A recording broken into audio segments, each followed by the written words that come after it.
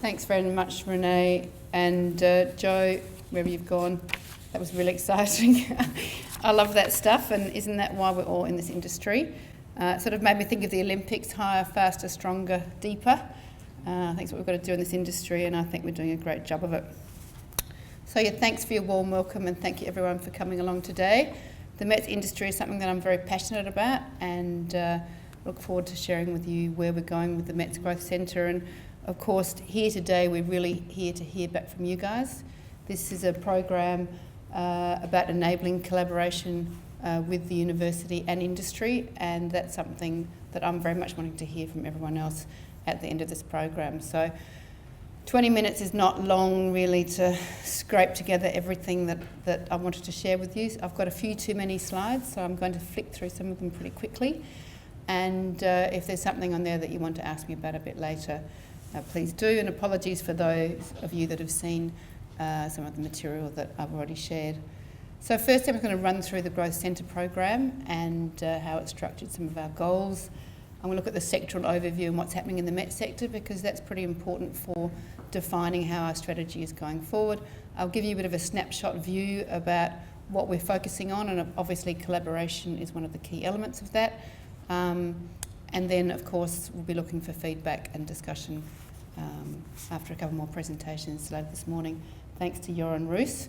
As Renee said, or I suppose Renee didn't say this, but you know, today's a very exciting day for me personally, because I am very pleased to welcome Dan Sullivan. You'd like to stand up, Dan? I'd like to welcome Dan Sullivan, who's just joined this very day the Growth Centre. So he's being thrown into the deep end here, so don't ask him too many tricky questions.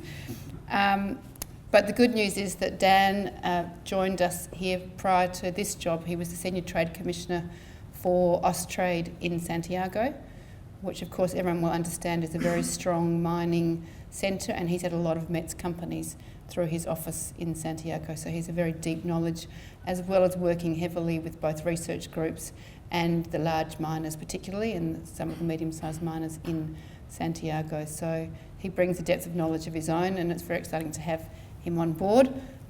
So we've got a lot to achieve, and you know, people keep on saying to me, how are you going, how far have you progressed? The reality is that since we started, we've pretty much been focusing on first a round of consultation and then just administration to get it up and running. So my apologies if we haven't been back out. So this is exciting to be back out on the trappings, I suppose, and talking to people again. So just quickly, the 5 growth sectors that the government identified as being the areas they wanted to focus on in the growth sectors. You can see food and agriculture, mining equipment, oil, gas and energy, medical technologies and pharmaceutical and advanced manufacturing. What you might notice, is this a pointer here, I assume? You want to work on that screen. I won't work on that screen? Okay. Thank you, whoever told me that was useful. What you'll see in the first line, which is gross value added of the economy, and these numbers have been done by the Government Economics Bureau, that at $65 billion of those 5 sectors, that the mining, equipment, technology and services sector is the largest sector. And I think everyone was quite surprised actually when that number came up. So it is very significant, and we are leading the largest sector of the growth sectors. You can also see these numbers come from 2014. And there are some other sort of key factors. I suppose the other key one is that employment is 385,000 people. That's double the number of people that are in the mining industry, and of course that plays importantly to our skills profile of the industry. We've been asked as growth centres to focus on 4 key areas.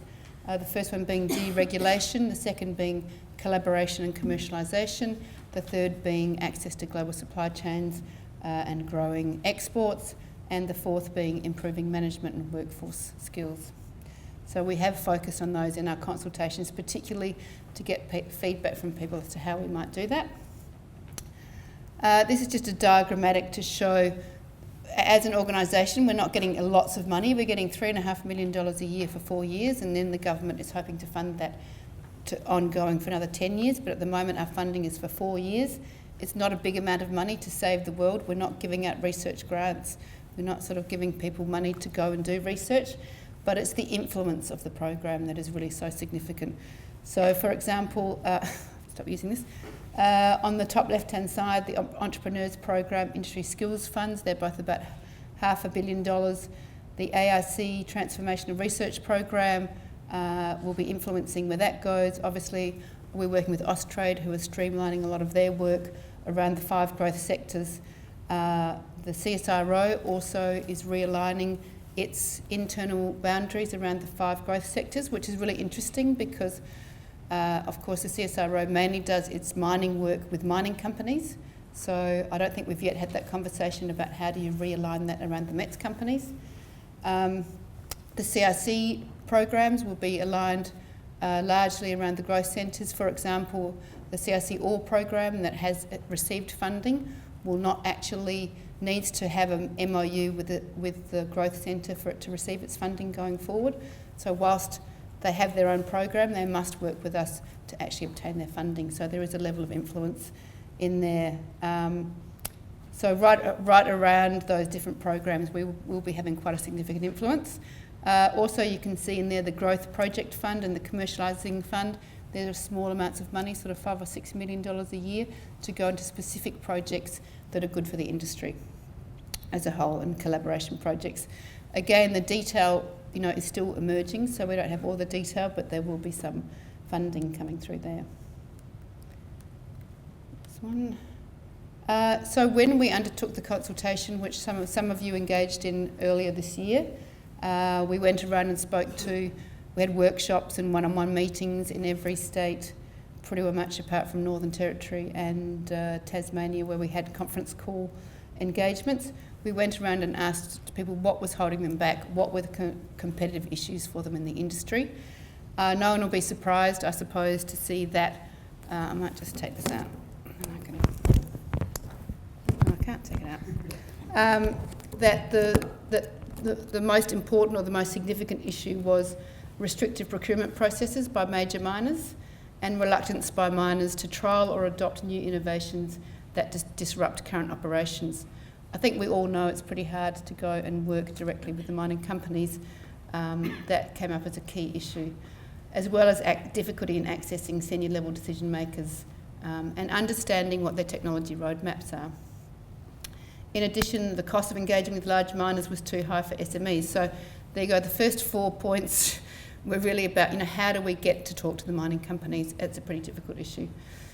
The cyclical nature of the mining industry, limiting growth, the lack of management and skills capability, not so much in the technical area, but in the management areas of finance, sales, marketing, business engineering and global strategy, limited access to finance, both early stage and patient capital, and also the non-harmonisation of state-based regulation. And not surprisingly, the Ostmine research reflected the same outcomes. What were the barriers to innovation? This is from some data that's come out recently, 2015.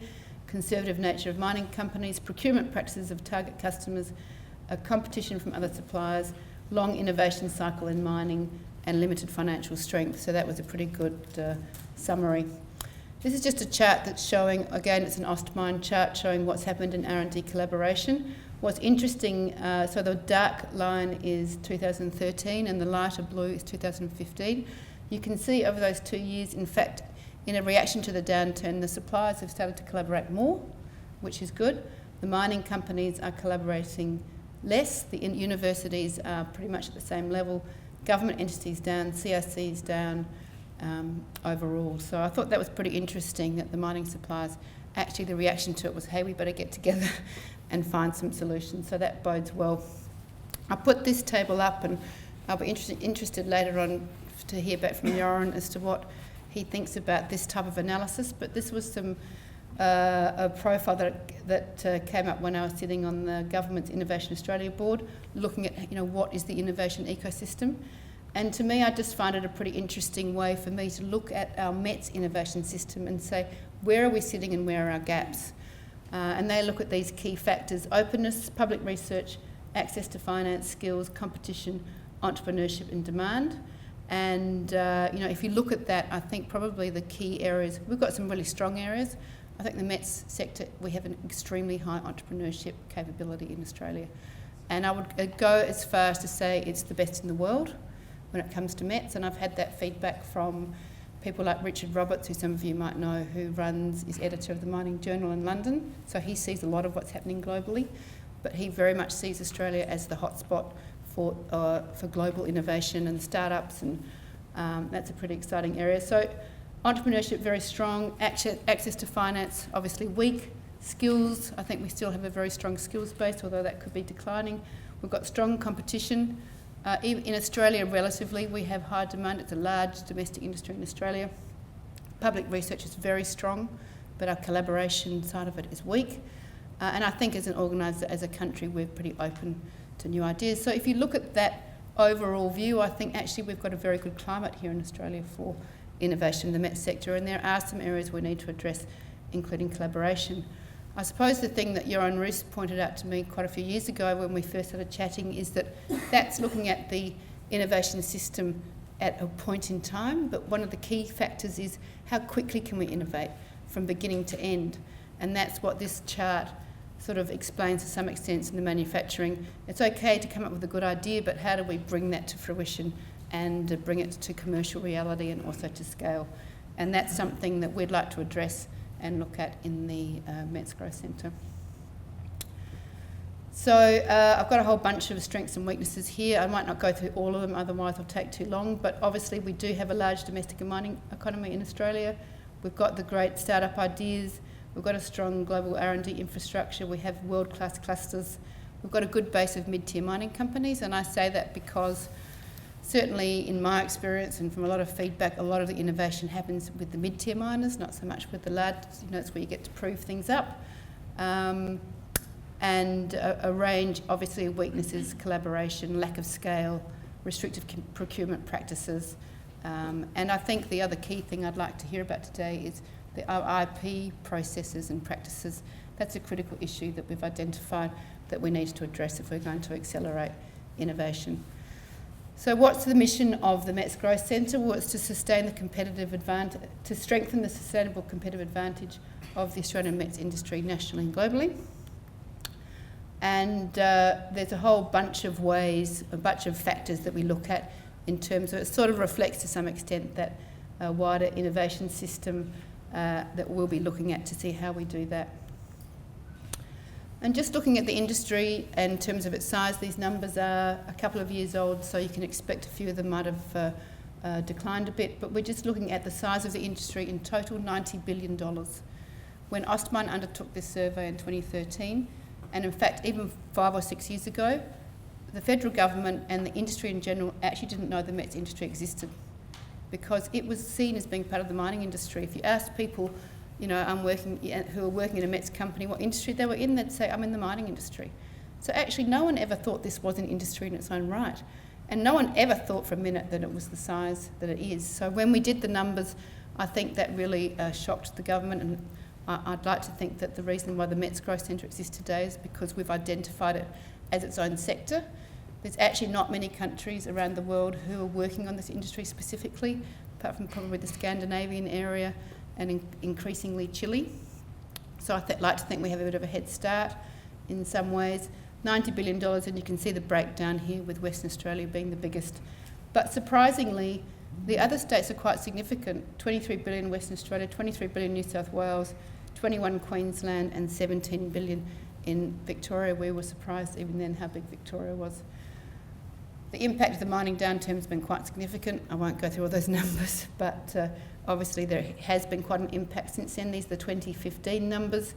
But what we're finding in the research, and I recommend you go to the Ostmine website, there is some survey data that's been recently put up where I'm taking this, but the industry has reacted very quickly to overcome that, looking at different sectors, looking at new export markets, launching new products. So I'd like to think that here in Australia we have quite a proactive industry who reacts to change quite quickly. Again, to give you a sense of the industry and where it's based, the orange circles show you where the head office of the companies are, and the blue circles show you where the subsidiary offices are. So pretty interesting. Again, we were surprised to find that New South Wales had such a strong showing, but of course you can see Queensland and Western Australia with the largest number of subsidiary offices. The industry as a whole, again, this was interesting, 41% in manufacturing and chemicals. If you think that the industry is $90 billion, 41% of that is $36 billion. So it's quite a substantial manufacturing industry in its own right. And of course, contract mining and EPCM, they're the two sectors that have been most impacted by the downturn. So again, it's quite an interesting breakdown. We call large companies in this analysis $100 million or higher. So this is quite a good balance in the Australian economy. Most of the Australian companies, as you know, generally are small, are really small in Australia, SMEs. So this is quite a significant 23% are large, but actually not many of them are large enough to be dealing at a global level with the big mining companies. So that's something that we would like to consider. We've seen a bit of a change since the downturn, more foreign companies in Australia buying up Australian companies, and that largely comes from Scandinavia. You can see there Finland's gone from 1% to 6%, Norway up to 3%, and there was Sweden hasn't changed so much. So there's a bit of a shift in ownership. You can see by revenue that foreign ownership here is mainly in the larger companies, but in the smaller companies under $5 million, only 8% are foreign owned. So again, something you can expect, but it's interesting to understand the character of the industry. It is a sector that invests a lot in R&D and has a very strong engagement culture. This is the chart that I find most interesting. This is showing the growth of the Australian met sector by number of companies based on the year in which they were incorporated and started. So what you can see from, this is by decade, and remembering that a lot of companies have merged or gone out of business in the meantime, but in that first decade, 1950 to 1959, after the Second World War, the uplift in New South Wales in the coal and steel industry, and then growing dramatically up to the 2000, the noughties decade, and this number's up to 2013. So what's interesting again though, it's not just Queensland and Western Australia that have shown all the growth. It's been across many states and it's quite well spread around. 73% of those companies less than 30 years old, and that's important when you think about the innovation cycles in the industry, how long that takes. So my personal view is that we have an enormous number, and this survey was of 850 companies, we have an enormous number of young METS companies that are on the verge of really becoming significant and substantial globally. And we're just right here at the perfect time to take advantage of that and to help coordinate that process. And this chart's really just looking at productivity in Atlas Copco drilling rigs, which over a 100-year period, you can see how long it takes to actually bring that to fruition. This is an industry that's very much export focused, which is so exciting as an exporter. When the Australian dollar falls from $1.06 down to 70 cents, really makes a big difference. And we've seen in the most recent survey that percentage of exporters has gone from 55% to 65%. So again, we're seeing people reacting to the marketplace. Exporters by state. I'm sorry, Yoran, but this is a bad tale for South Australia. South Australia and Northern Territory not performing that well, but the other states being very, very strong across the board in terms of exports. So, what are the strategies that we've developed from the proposal? So I had to put a proposal into the government to outline where we were going to focus our efforts. They've accepted this proposal, and now it's up to Dan and I and Dan's team in particular to put some flesh on this. We're looking for some feedback from you guys, and we'll continue to look for feedback as to how we do that. We don't have all the answers yet. But you'll see that the first and most significant thing we want to do is create a clear and shared industry vision so everyone can see the future, where we're going and how to get there, and hopefully has felt that they believe in that and contribute to that, because the industry is very fragmented and a lot of the big players in the sector are not just in the METS industry, they're also in the infrastructure industry, the construction industry, they're not just METS companies, so we need to create a sense of direction. So then we're looking at very much one of the key areas of competitive advantage we want for Australia is the fast innovation cycle. So looking at things like promoting new innovation models, things like the hackathon, other different ways that people might innovate rather than a traditional very long innovation process, looking at the IP models, how we can facilitate faster transfer of IP and commercialisation. Also, I don't think we've ever had a summit where we've sat down, well, I know we haven't had a summit where we've sat down with the key CEOs of the mining companies, the key CEOs of the researchers, and the key CEOs of the METS industry to say, what can we create here in Australia? And I think that is going to be a pretty exciting opportunity, and that's a key role that we'll be playing, because unless you get them together and create the vision, I think that makes it hard for us all to be going in the same direction. And we want to look at how we can set up collaboration programs that are systemic, not just ad hoc. We're going to do this year and that year. I don't know the answer to that, but I believe that there are ways that we can structure collaboration that is more regularised and systemised. And we're particularly wanting to look at where are our key clusters and key strengths. Also important, I suppose, is we want to sell the industry, not just in Australia to the Australian mining companies, but also globally. And that means telling the story of the sector. That story will obviously look very much around what Australia's world-class clusters are. And again, that's some information we're keen to hear from you.